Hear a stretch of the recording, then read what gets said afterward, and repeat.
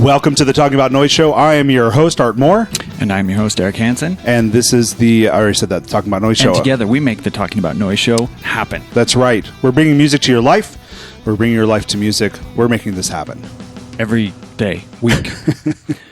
So it's been a productive week. Yeah, what have you been working on? Is the Swoop making things happen? Swoop is making things happen. What's going on?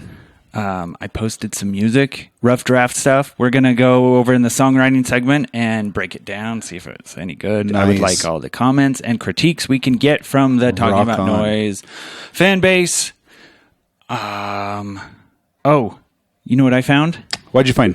I got to remember the name. Actually, I'm going to Google it real quick. Okay. Program called, oh my gosh, my mind just went blank. Guitar MIDI Player 2. Guitar Player 2 MIDI. And is this a plugin that takes your guitar stuff and turns into MIDI? Yes. What? But it takes actual audio signal. What is the latency like?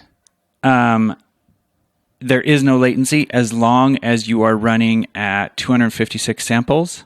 Okay. At either 44.1 or 44.8, right? Yes.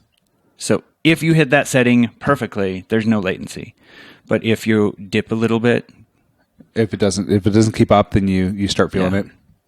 Just a second. That's pretty impressive. Does it just work with guitar? Does it work with other instruments? Like, could I use it with my tuba? That's my thing here. Could I get a MIDI tuba thing going?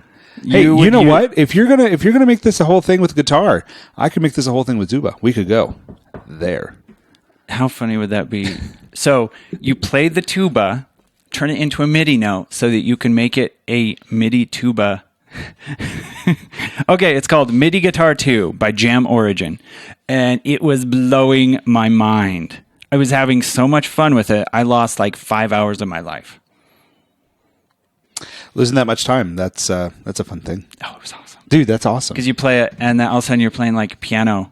And I'm gonna have to try it on my. I'm gonna try it on my brass instruments, on my trombone, on my tuba. No, it only works with guitar. That's why it's called guitar. Wait. How does it only work with guitar? Because it's only designed MIDI Guitar 2. It's a revolutionary piece of software that converts your guitars only analog signal into MIDI. It does not say guitars only. It says guitars. But what kind of? I mean, like any analog signal would work. No, I think it's just guitars. You think it's just guitars? Don't do the tuba. No, I'm trying to figure out. For the love, I'm trying to figure out do the tuba. How this technology works. Where you should play with it. It's so where much it fun. would work for guitar, but never for tuba. So much fun. But the pitches would be the same. In fact, guitar and tuba share almost exactly the same range. Seriously, guitar goes it down must maybe a little obviously bit lower. work. Well, I'm gonna try because you want to plug out. this in, and turn it into a MIDI note, so then you can play with it and say, "I want a real tuba sound." That's right. Okay. You know what I'm going to do is I'm going to have my tuba. I'm going to run it through this plugin and then run it through a MIDI sampler of a tuba. That's what I've been telling you to do. Oh, okay. And then you pick like some symphonic tuba program, very expensive and be symphonic like, tuba you know program. what? This tuba sounds so much better than me. my tuba. Than me. I actually. Well, we do that with drums, right? We do. Yeah. We re-trigger drums all the time. We're cheating. Re-triggering other instruments. Now, does it do chords? Does it just do single lines? What's its thing there? It does. It's polyphonic and monophonic. What? Yeah. That's insane. I like that. It was that blowing. Way cool. I kid you not. It was blowing my mind. It was so much fun. So I highly recommend it. Check it out. Okay. It was $100. MIDI guitar. No, play guitar MIDI too. So you can just download the demo and try it out. That's all I've been playing with. What are the restrictions on the demo? It lets you play. It doesn't give you all the sounds. Doesn't let you do the plug-in for the DAW. Wait, it has sounds? Yeah. It has a synth built into it. It has a synth built into it. Has 4 of them. Can it transmit the the MIDI information through? See, I already knew where you were going. Yeah. Yes, it can. And it has a plug-in for it to do that specifically with the purchased version. I actually have a sample tuba on my computer, so we're gonna try this out. You're getting so excited. You are just so excited. We are gonna nerd out about this. And my ASIO driver. Don't say it like that. It's ACO. No. My ASIO driver failed. Please don't say that. It's like when I walk into...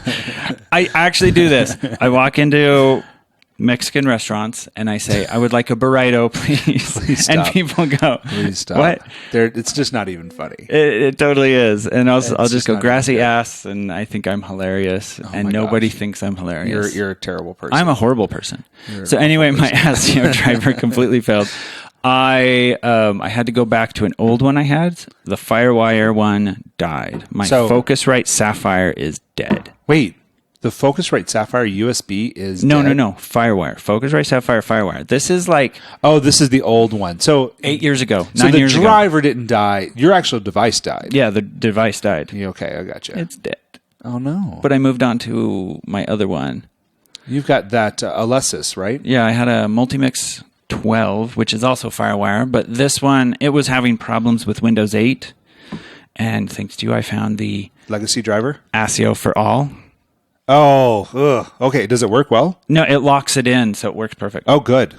Have you also downloaded the Legacy Firewire driver for Windows 8? Yes. Okay, because it works fantastic. That's a big one. And I would try going back to the original driver, see if that works, and if not, that's fine. But it doesn't. That's why I didn't do it in the first place. ASIO for all is a layer on top of the Windows sound system layer. It is. And so if it doesn't have good drivers for the Windows layer where they're low latency, you're not going to get low latency on the other side. So it's just something to play around with and see what works best. So for some reason, this one locks the drivers used on this one don't work for Windows 8. And so it constantly changes the sample rate. Oh, yeah, that's not and it's always going back and forth. So ASIO kind of locks ASIO for all locks it in. Locks that sample rate and in. It sounds hot. It sounded so good. Yeah, I was just it's working. Nice. Makes me happy. That's great. Anyway, that's my life. That's all I do. Yeah, the thing that happened to me this week is my polka band got started. So that was a lot of fun. You started a polka band? I started a polka band. Oh. Remember how we were talking we are diverging a few weeks ago in completely different directions. Completely different directions. But that's okay. My church is putting on a neighborhood party, and they're calling it Oktoberfest. And so I raised my hand and I said, wait, how much beer is going to be there? And they said, well, we're Mormon, so no beer. It's like, okay, fine. And I said, but how many tubas are you going to have? And they're like, we're not planning on having any tubas. Yeah, you need to learn Schlager music. You can't have any... you can't have an Oktoberfest without a polka band. So I started, asking around the church and figuring out who could play instruments. And I was like, does anybody want to join my polka band? And one of my good friends was like, I have an accordion. I would love to join your polka band. So we have a legit tuba, accordion, polka band with that's awesome. And you're going to play players, a trombone player, a drummer. 1, 2, 3, Zuffer, right? You're going to play beer here, oh, we're playing. You got to play Schlager. The can da da da da da da da. Okay. Can you play the can? Can you play the can? You have to go tiki taki, hoi hoi hoi. Yeah, you are from Germany, not from Germany. I'm from Germany. You live in Austria for a little bit, so you know more about the polka stuff than I do. So we definitely need to. Okay. If the band lasts past this party, we'll talk about what we should. We're playing "Roll Out the Barrel." That's what we're playing. Oh, so roll out the barrel. I like that. The barrel. Cool. Anyways, so we're having a lot of fun. That is it. A lot of kids in the band. It's a teaching opportunity. I'm guessing. Yay for teaching. Yeah, teaching. Anyway, news? That's pretty much it. Let's go to news. Yay. Yeah, here we go. Getting our news on.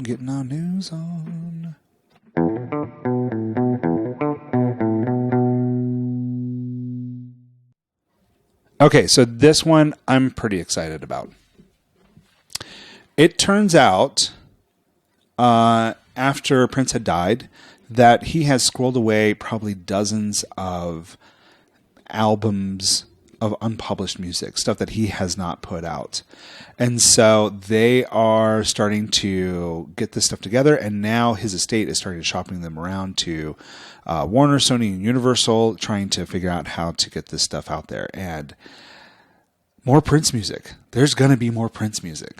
Cool. I think that is so cool. So I wonder if it's recorded or if it's songs that need still to be recorded and how they're going to kind of manage that. It was interesting. So I'm listening to the Rolling Stone podcast again and the Music Now podcast, and they're interviewing one guy, and this guy worshipped Prince. It was like Prince was life. Mm-hmm. And I've never felt that way. I was like, okay, cool. But he was so excited about this, and just some people really. He was just like, "Oh man, I get to dig deep into all the deep cuts and listen to everything, and like this is just going to fulfill my life." So that's cool. Good on you. Yeah, good on you, man. I think Prince was an amazing artist. He was definitely an icon. He made himself into an icon, and he made something really special.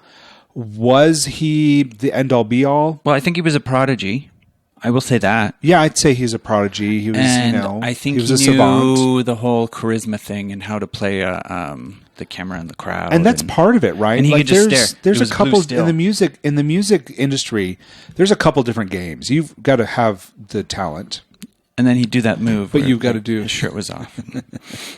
But then you've also got to have the charisma. You've got to have the ability to interact with your fans in an interesting and engaging way. I mean, David Bowie was, of course, amazing at this, and so was because like David Bowie's music, good. Was it amazing? Probably not. Okay, once again, I knew some people who lived and died by the words of Bowie. Yeah. I mean, that's definitely that's there. People are like that. It was literally to the point where you talk to them and be like, this reminds me of a song by David Bowie where Bowie said, "Mickey Mouse has grown up a cow," and I feel like that is the truth. Like that's going to connect there. Okay, yeah, okay. I was actually talking about buying a car, but okay, thank you. So what do you think, leather seats or cloth seats? Which way should I go here? Well, that reminds me of this thing David Bowie said. But I feel, Prince was awesome. Cool. I like it. Whatever. Yeah, Prince was awesome. But I guess he's Bowie not my obsession. But I am excited for new Prince music, and they say they have as much. They have enough music to fill 26 albums. Oh yeah, and that reminds me, that's a lot of music. At the Grammys, people would not stop talking about him just walking out and smirking at the camera. Yeah, that's all he did, and there were articles about it. I'm gonna have to go watch that because I don't remember ever seeing that. They were like, Prince stole the show with one smirk. Yeah. Anyway, Prince, cool. Prince. I have a story for you, Art. I wonder if there's more Michael Jackson stuff. Didn't we talk about how there's more Michael Jackson stuff? There probably is, but at the same time, how does that stuff get used? How does that stuff get out? The last his stuff was recordings that came out, I felt was boring. Not up to his par. Yeah, I don't know. I kind of feel like every artist has their peak moment where they these geniuses define a genre and define their era. And then absolutely they're done. I don't know. Yeah. Maybe. All right. Well. So anyway, I got a story for you. Tell me the story. Okay. Once upon a time, there was a man named Mr. Oxendale. I really like that name, Oxendale. Okay. Peter Oxendale. Okay. He was a music teacher, and he answered an ad for a keyboardist. Showed up, this was 30 years ago, and the ad says, "We want an image-conscious keyboard player." All right. He answered the ad, got into the band, became a glam rock superstar overnight, started touring America, and punk music came along and killed glam rock in the 70s. You probably don't remember this, Art. Well, I wasn't alive, but I was. When you were born definitely in alive. 79. Definitely alive. You were born in 79. Early 80s, glam rock's just dead. Barely. Punk is barely taking alive. over. Okay. So Mr. Oxendale is obviously looking for some new opportunities. Right. So he goes to a music publishing company and wants to, publish some music with them. And one of the guys says, "Hey, you have a degree in music, right? Why don't you just come look at this copyright case and just see what you think?" All right. He wrote his own version of a legal brief, which he says was probably garbage at the time, but that was enough to turn him into an expert at copyright cases at the time, because there was really nobody doing it. 35 years later, he is now the preeminent guy to go to. He works on 450 copyright cases a year. That's insane. Okay. Does he have a legal degree now? Probably. I don't know. But they call them now.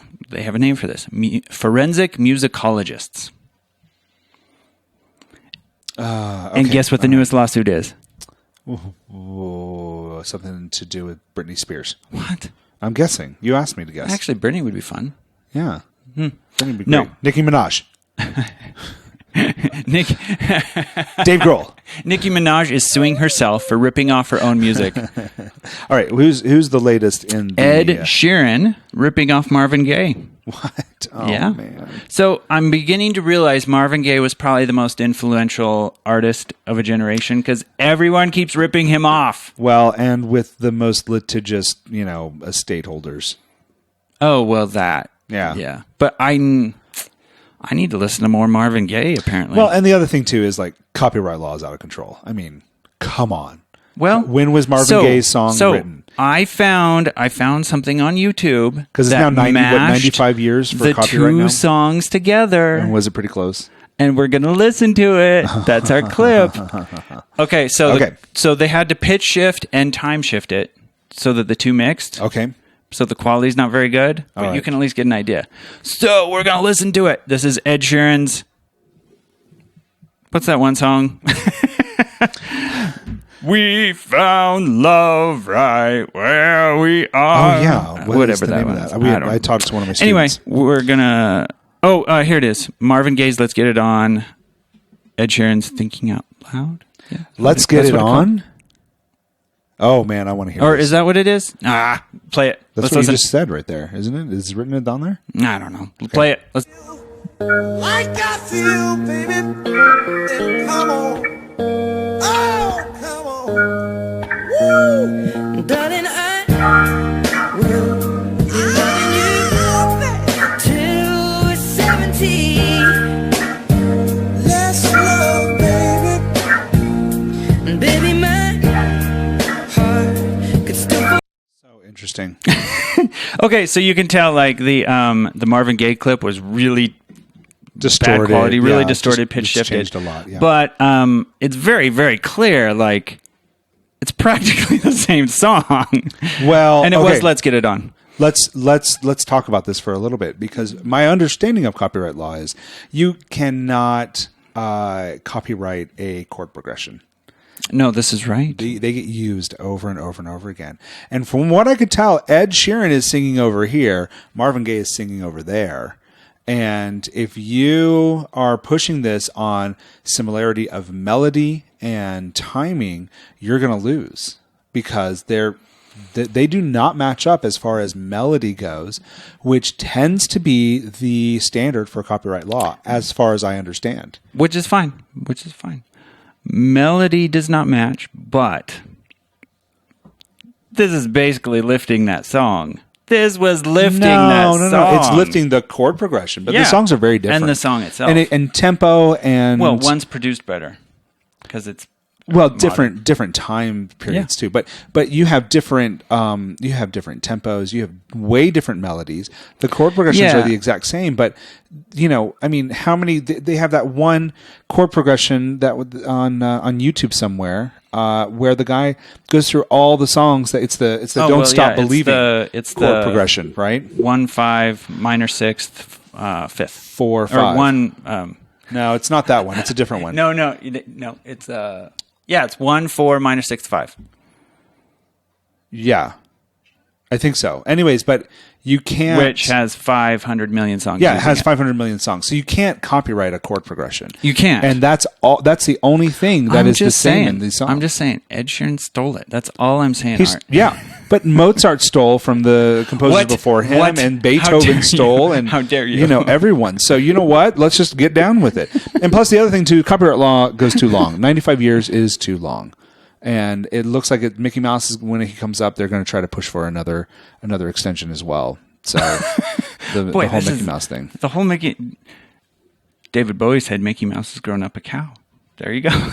Grown up a cow. What does that mean? Have you not heard that? No. What does that mean? I don't know. Ask David Bowie. Well, David Bowie died a little while ago.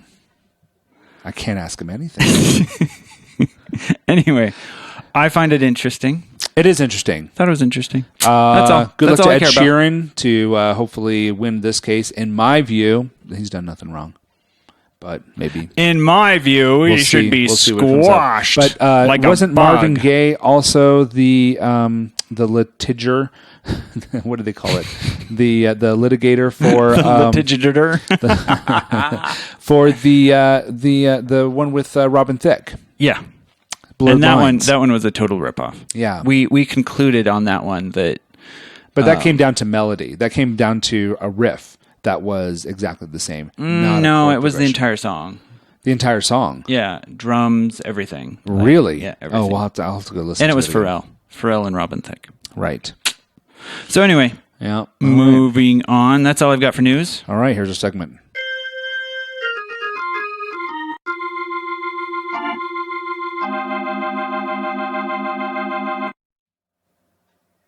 So for today's songwriting segment, I'm going to cheat a little bit. I am actually going to play a song that I've been working on, and then I want people to critique it. How's this cheating? Or criticize it. Because we're not breaking down a song to learn anything. It's not like people are going to learn anything from listening to my music. Oh, I will help break down a little bit of this. But yeah, well, that's the point is, go ahead and critique it, break it down. All right. Make fun of it. So if you can send us emails at talkingaboutnoise@gmail.com or leave a comment in the YouTube video or send us a tweet at Artmore Studios or at I Am The Swoop. I Am The Swoop, and we will use those in our next show. Thank you. But yes, I would like all the information I can get. So this is a rough draft of a song I've been working on. Everything on this is a first take. Okay, so when I say rough draft, I really mean rough draft. Rough draft and rough recording. Right. We're right at the beginning of this. Rough. And there's no problem with that, man. No problem. Yeah, no, we got to. So I post on SoundCloud, asked for some critiques as well. So go to SoundCloud or my website, theswooptheband.com. I posted it everywhere, man. Yeah. You that's what I do. You want someone to steal this one? Just kidding. Actually, posting it everywhere is a good way to establish copyright. Exactly. I was going to say, I'm posting it everywhere. So that there's no question. And if someone steals it, I guess someone steals it. Yeah, that's going to happen. But all right. It's going to be different than what it sounds like now. So. All right, here it is. And how long of a clip are we looking at? I don't know. What do you want to? It's 4 minutes long. So we're listening to the whole thing. We could let's just listen to half of it, and then we'll cut it off. That sounds good.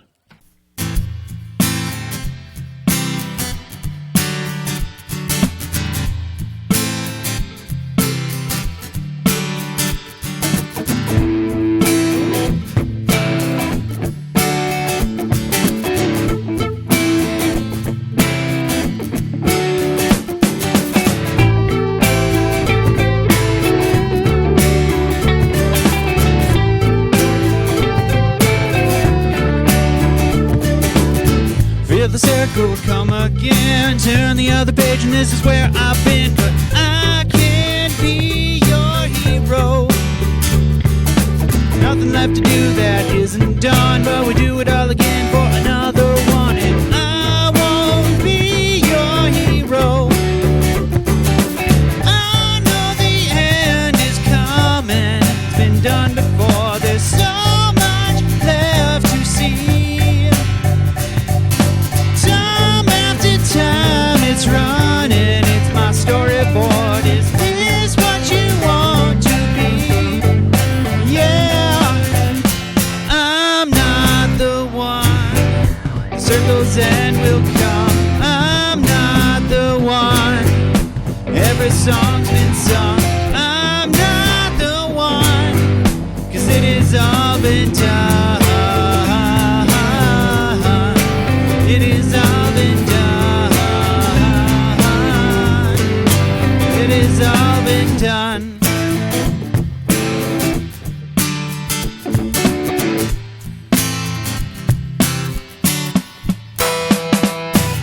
Tracing up a circle in the sand, feeling all the sad stories slip through my hands. But I can't be your hero. If I knew you're there and you'd read my words, would I ever get the message out that I've been heard? And I won't be your hero. That sounds great, man. Obviously the vocals are pitchy because I was trying to sing over my kids. They were all listening and dancing around while I was singing. So I was like, I don't care. I'm just going to go for it. Bass. That's one fun. take. I obviously, I was using Machina for the drums. There's no loops. It's all me playing. That's good. And but those aren't going to be the real drums. I'm just going to supplement my drummer's drums. Emily, she's my drummer, so I'm going to supplement her drums with some hits and some claps and stuff like that using Machina. But that I do the drums just to get an idea of where I want to take the song. That sounds awesome. Guitar. I don't know. I was building the acoustic first, right, and then building that guitar on top of it, which was kind of like just vamping some intervals on top of it. Mm-hmm. And then the other one was some synthesizers in the background doing the do do do do do do do. Yeah, I can hear the synths. Those are good. Did you like that? Yeah, I did. There's a lot of good things, and you know what? Next week we will bring in some of our users' comments, and I'll also give a little analysis, a little bit of what I think as well. And so I'm going to take this and listen to it and make some notes and talk about the things I would change and a little bit about the lyrics. There's a couple of lyrics that were maybe didn't feel quite finished, but generally it was good. I like the that first little thing right before the chorus. I am not your hero. I for some reason that just like hit me like that's supposed to be a one vocal hook that is not part of the chorus. Yeah. So I'm trying to end every single snippet of the verse with a vocal hook. The same vocal hook or a different one? Yeah, I won't be your hero or I can't be your hero. Yeah, that's good. And that way it's a little more catchy. And then the chorus, I'm not the one, repeats 3 times. Yeah. So that's also kind of like a hook. Yeah, there's some good stuff there. Thing. There's some good layering over. This felt very mono, of course, because you're not mixing right now. You're yeah. There's no mixing whatsoever. There's no panning. There's none of that stuff. But that tells me a lot of information as well about how the instruments are kind of colliding with each other. So whenever you are mixing something or you're writing, and you want to know orchestrationally, how are my instruments interacting with each other? Are they working well together, or are they hitting each other and making muddy sounds, or too much shimmer on the top and it's making it kind of fragile? You can listen it to in mono, and that really helps kind of solidify what's happening there. Well, yeah, and I usually record everything in mono, and then you can really hear it in that recording phase where you're at. Yeah, that's really nice. So anyway, yeah, I'm trying something new this time. Throw out the complete rough draft idea, and then once I like it, go re-record everything good. Right, solid. So the recording process just sloppy. Is part of the writing process for you on this song. Yeah, that's cool. I like that. And so I was listening to on this Music Launch Summit, which is musiclaunch.com. Mm-hmm. Yeah, I was listening to this guy from Indie Hitmaker. And super cool interview where he was talking about it makes no sense to write your music, have it mixed, and then either partially or mostly mastered, and then go ask your customers, do you like this, right? Yeah. Because he's like, it's a done product. It's a done product, yeah. He's like, what you want to do in that stage is put it in rough draft form, put it out there, and then say, what do you think now? Well, and it's also it's like cooking with your audience right there, with your customers right there. You're like, hey, taste this batter. How does this batter taste? Oh, I like that. Cooking. Okay, great. What do you think? That. Should I add a little cinnamon? I think cinnamon would be good. And so or they can say, hey, a little nutmeg would be good in these cookies. I don't know. I'm hungry today. I don't know why I'm talking about this, but and we'll add little eggs and chorizo, and we have a burrito. And now it's just a musical burrito, and it's I'm going to eat it, and I'm going to love that burrito. So anyway, that's the new approach. Let's just get try that out and there. Get it out there and do that stuff. So again, leave comments at talkingaboutnoise@gmail.com. That's the easiest way. Leave it on the YouTube video right down below from where we are. And tweet us at Artmore Studios or I Am The Swoop, and we will include your comments on the next show. That's all.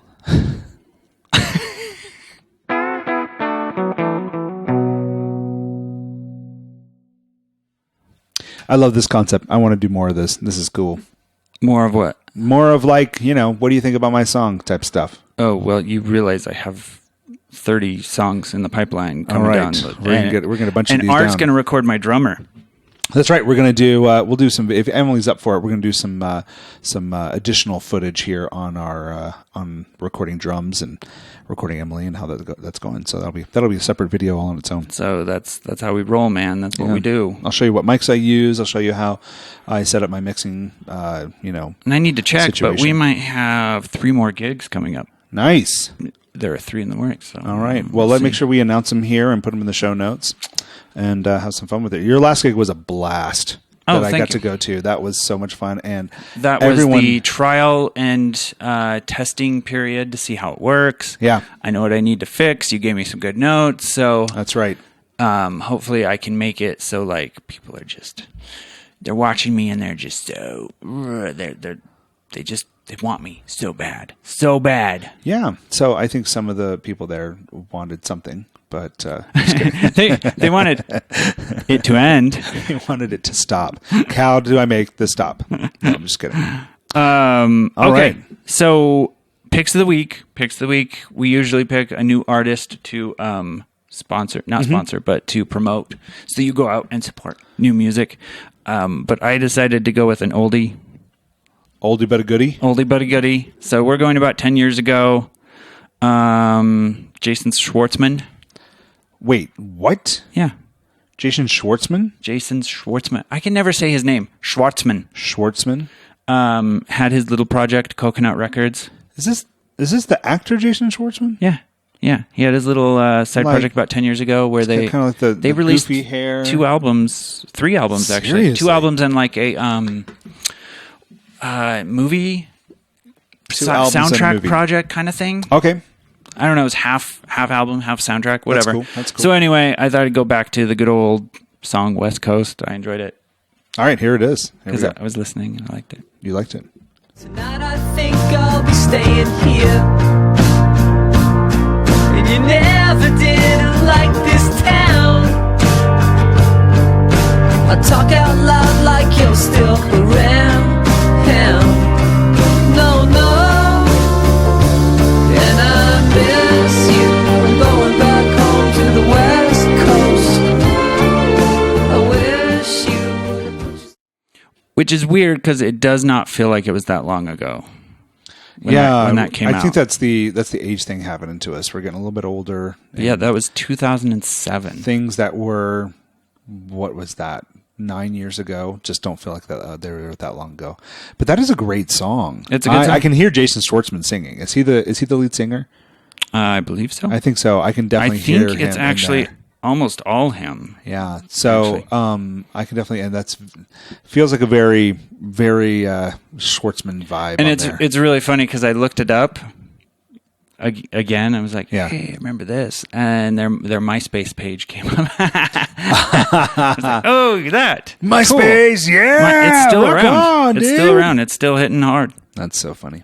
So anyway, all right, folks. That was all my pick of the week. So follow us at talkingaboutnoise.blogspot.com. You can follow Art at Artmore Studios at Twitterness. You can follow me at I am the swoop. You can email us at talkingaboutnoise.gmail.com. That's right. Subscribe to us on YouTube. Just the Talking About Noise audio show. And other than that, have a great week. Yeah. Rock on. Sure. All right. See ya.